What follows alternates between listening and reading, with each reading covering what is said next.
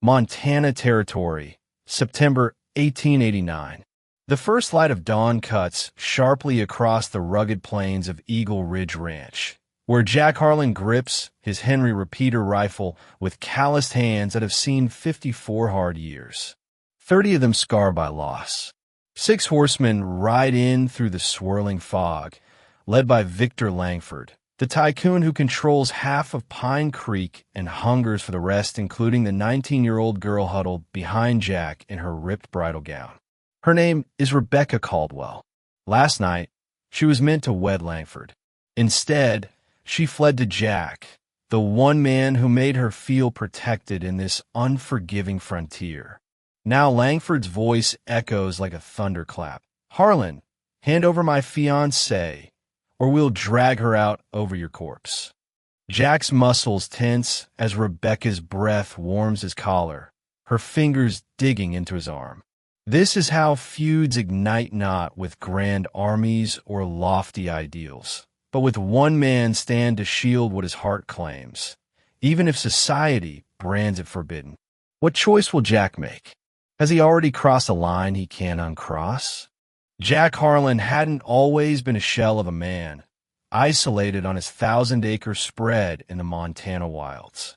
Once, he'd been Captain Jack Harlan of the Union Cavalry, storming rebel strongholds, defending homesteads from Sioux warriors, and returning to a wife whose laugh lit up the room and a son who idolized him. But in 1878, a brutal fever swept through, and in just weeks he laid them both to rest. That's when he carved out Eagle Ridge Ranch, not for fortune, just for endurance. Rise at dawn, wrangle cattle until his body begged for sleep, chasing away the nightmares. Pine Creek sprouted up 12 miles east, but Jack steered clear. When he did venture in, folks muttered about the recluse who forgot how to live, the widower haunted by ghosts. 3 years dragged on in solitude until the day Rebecca Caldwell's wagon train hit a washed-out gulch on the trail from Chicago. She was 18 then, polished from Eastern boarding schools, brimming with poetry and ambition. Her father ran Pine Creek's sole bank. Her mother had died giving birth, leaving Rebecca to forge her own path under her dad's watchful eye, fierce, independent, unafraid. The wagon carried her back from kinfolk visits when 5 outlaws ambushed at Rattlesnake Pass. They craved payroll. They got a Spitfire girl with an unyielding gaze. Jack was tracking elk nearby when her cry pierced the air. He burst in to find Rebecca cornered against the wagon, dress shredded as the bandits argued her doom. No hesitation, 3 blasts from his rifle, 3 thugs down. The survivors bolted at the steel in his stare, the mark of a killer numb to remorse. As Jack helped Rebecca down, a spark ignited. She peered beyond his grizzled features to the sorrow beneath. He glimpsed past her youth to the steel-willed woman emerging. "Thank you," she murmured. Jack just grunted, escorted her down, waved off the bounty, and vanished into the hills. But Rebecca couldn't shake him. She started detouring her rides near his ranch, craving sightings. Jack spotted her, but kept his distance, sensing peril in those lingering glances. One afternoon, she knotted a blue scarf to his fence post, embroidered with care, a note tucked inside. "For saving my life, May, you find solace." Jack pocketed it, told himself it was nothing. In Montana, though, secrets fester like untended wounds, not just truths, but yearnings and buried histories. Victor Langford stormed into Pine Creek like a blizzard, subtle at onset, then ruinous. 45, flush from mining claims and timber deals, he flashed charisma, preached growth and wealth. Locals bought the vision, blind to the shark beneath. His playbook: lend big to desperate farmers and shopkeepers, then crush them with clauses. Defaults meant he seized their holdings. In 18 months, he gobbled a quarter of the valley. Then he targeted the Caldwell Bank. Henry Caldwell was principled in a cutthroat trade. When blizzards wiped out herds, he stretched loans. When fires razed barns, he postponed seizures. Noble but bankrupt-bound, Langford swooped with a partnership, fancy words for a stranglehold. The fine print buried punitive rates. 6 months later, the bank teetered. Henry's options: ruin or Langford's ultimatumary offer Rebecca for debt forgiveness. She's 19. Henry balked. Plenty grown for responsibility. Langford sneered. Meanwhile, Rebecca had blossomed into a stunner. Raven hair that gleamed in sunlight, green eyes sharp as knives, curves that turned cowboys tongue-tied and elders nostalgic. But her thoughts fixated on one, the hermit at Eagle Ridge. She'd looped his land scores of times, once catching him shoeing mustangs, shirt unbuttoned, sinews rippling under tan hide. She hid in the aspens, pulse thundering, until he sensed her and she bolted.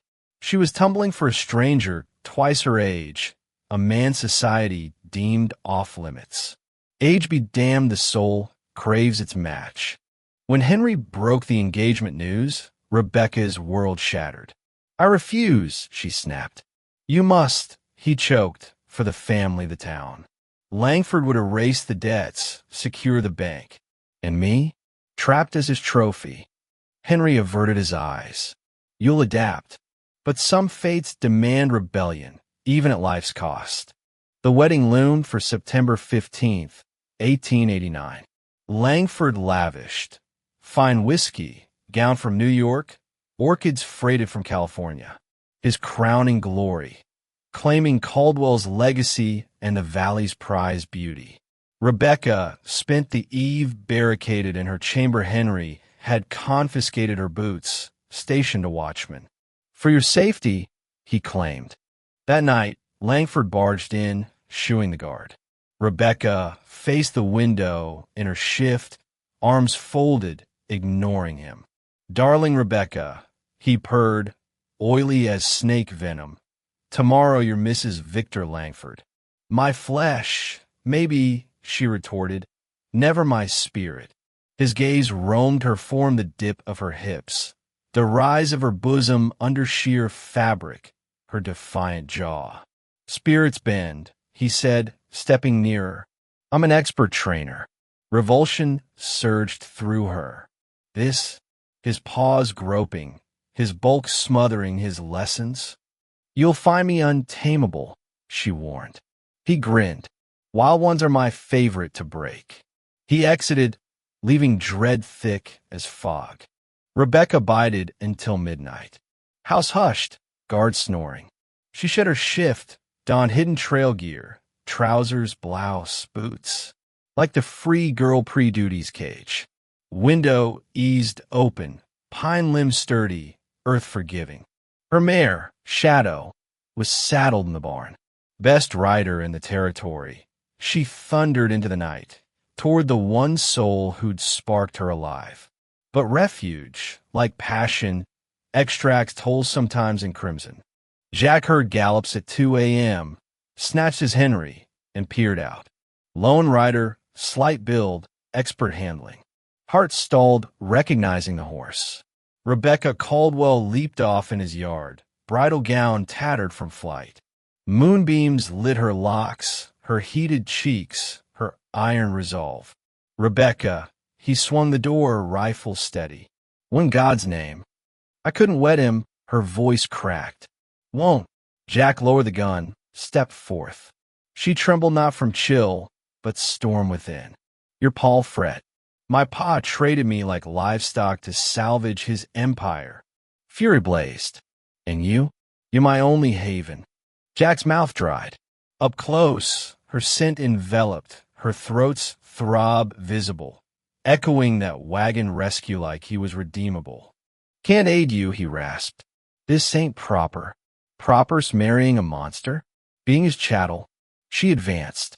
"I'm 35 years your senior. Buried kin. Tongues'll wag. Let him." Her palm met his chest. "Jack, you've haunted my thoughts since that day.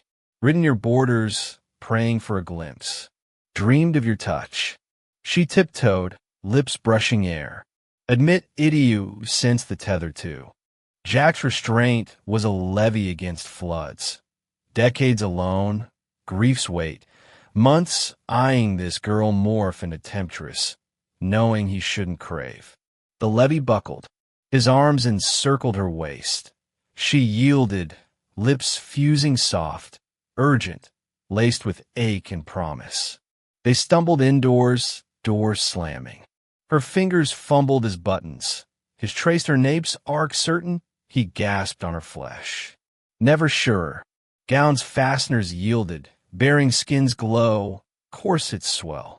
He hoisted her to the bedchamber, laid her on the patchwork his late wife stitched, then halted. Can't. Wrong. Rebecca propped up, laces slack, tresses wild. Wrong's dictating a woman's heart. Wrong's owners like Langford. She tugged him near. I pick you, Jack Harlan. This. Lips collided tender, then ravenous. His palms charted her like sacred ground, reverent, frantic. Rebecca's hands undid his belt, igniting him. Grief's ashes scattered in her heart. They synced like old flames, his kisses devouring curves, her gasps fueling madness. Shirt shed, corset discarded flesh on flesh, pulses sinking. Please, she breathed, no more delay. Jack's walls crumbled. Hands sought her last barriers. She aided, eager, yearning for wholeness with a chooser. Mere heartbeats from union. Jack's stiffened hooves thundering, many mounts. Rebecca sensed it. What? He lunged for his holster. They tracked you. Through pains, Langford bellowed. Harlan, she's mine, surrender her. Rebecca clutched sheets, terror-wide eyes. So near paradise. Jack dressed swiftly, warrior mode. Stay put.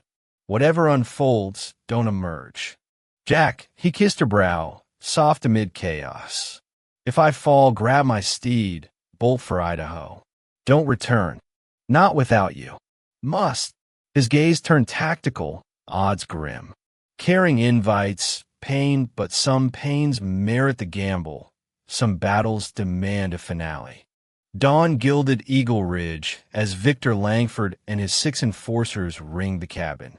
Jack emerged on the stoop, Henry ready. He'd survived worse in the war, but the stakes soared now. Langford, he hailed, you're intruding. Retrieving theft, Langford lounged astride like royalty. My bride strayed. She chose. She's 19, muddled. Langford's smirk chilled. Doubtless you exploited that. Jack's trigger finger itched. Watch your tongue. Or what? Murder to your sins? Flankers fanned, holsters hovering. Jack knew the breed. Mercs who slew for silver, guilt-free. One shot Langford offered. Send her. I overlook. She's no innocent, Jack murmured, and not yours. Langford's poise fractured. I bought that girl-fair old man owes deep. Collect from him. After you. A thug drew. Jack's Henry thundered first, dropping him saddlebound. Bedlam erupted. Jack dove behind a trough, slugs shredding splinters. 6+ Langford 5 now. 1 circled left. Jack's round felled him. 4. They hunkered in outbuildings, pinning him. Ammo dwindling, odds dire. Through the din, Rebecca, Shriekita, stray bullet shattered the window, glass raining. She bled? Primal rage surged in Jack, the fury of Shiloh and Vicksburg, a man stripped bare. He charged the shed housing 2, rifle roaring both slumped. 2 left, plus Langford. Tumbled behind bales, reloading drilled. These pros lacked his chill precision. One exposed, Jack centered him. Last panicked, fled horseback. Jack spared him bullets for a worthier. Langford alone, dismounted, horse shielded, fancy revolver gleaming. Done, Harlan. When I declare, Langford surged, blasting erratically. Jack aimed true click, empty. Langford grazed his arm, whirling him. Jack hit dirt, rifle skidding. Langford loomed, muzzle high. 35 years senior? Let's test that. Jack rolled. yanking his sidearm. Dual shot Slangford's wild, Jack's true. The mogul teetered, shock eclipsing smugness, then crumpled like timber. Jack rose, arm gushing, yard strewn with dead, powder haze drifting. The runaway murk vanished horizon-bound. Jack! Rebecca dashed out, half-clad, catching his sway. How bad? She probed. Worst scene. Pale labor breaths. She guided him in, ripped bandages, hands quaking but resolve firm. Don't you die on me. Ain't aiming to, he grinned faintly. Got reasons now. Victory's just a prelude in Montana justice twists, self-forgiveness hardest. By noon, Pine Creek folks swarmed, gunfire rumors luring. Found Langford sprawled amid goons, Jack patched by a girl in tatters, daring glares. Henry Caldwell rode in, seeing Rebecca disheveled. Fierce loyalty grasped irreversibility. Daughter, she said softly, I'm staying. Henry eyed the carnage, Jack's rap, and her guard.